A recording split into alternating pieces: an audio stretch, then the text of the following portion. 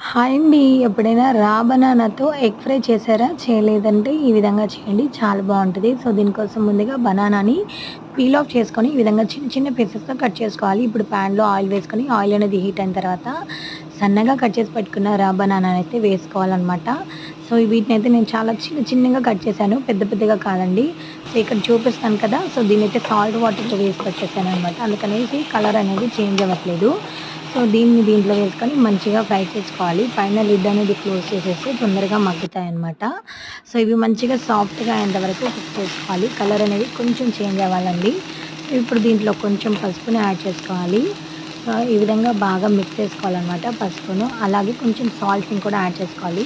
So, ఈ పీసెస్‌కి తగ్గట్టు సాల్ట్‌ని కూడా యాడ్ చేసుకొని బాగా మిక్స్ చేసుకోవాలి. సో, ఇది కొంచెం కలర్ అనేది చేంజ్ అవ్వాలన్నమాట. గోల్డెన్ బ్రౌన్ కలర్‌లోకి రావాలి కాస్త. సో, దీనికి తగ్గట్టు ఇప్పుడైతే రెడ్ చిల్లీ పౌడర్‌ని కూడా యాడ్ చేసుకోవాలి. సో, మనం ఇక్కడ ఎగ్స్‌ని యాడ్ చేస్తున్నాం కాబట్టి, సో, దానికి తగ్గట్టు కూడా మొత్తం ఇంకా నేను రెడ్ చిల్లీ పౌడర్‌ని అయితే యాడ్ చేసేసాను. ఇదైతే దగ్గర దగ్గర 2 టేబుల్ స్పూన్స్ అయితే ఉంటుందన్నమాట. సో, చూడండి ఇది బాగా ఫ్రై అయిపోయింది. సో, ఇప్పుడు దీంట్లో అయితే మనం 2 ఎగ్స్‌ని అయితే వేసుకోవాలి. సో, దీనికి తగ్గట్టు 2 ఎగ్స్ అయితే సరిపోతాయన్నమాట. ఈ క్వాంటిటీకి 2 ఎగ్స్ అయితే సరిపోతాయి. దీన్ని ఒకసారి బాగా మిక్స్ చేసుకొని పైన లిడ్ అనేది క్లోజ్ చేసేసి మీడియం ఫ్లేమ్‌లో పెట్టేసి కుక్ చేసుకోవాలన్నమాట. సో, కుక్ చేస్తే చూడండి ఎంత బావుందో. సో, ఒకసారి బాగా మిక్స్ చేసుకొని హై ఫ్లేమ్‌లో కుక్ చేసుకుంటే ఎంతో టేస్టీగా ఉండే రా బనానా ఎగ్ ఫ్రై అనేది రెడీ అయిపోతుంది.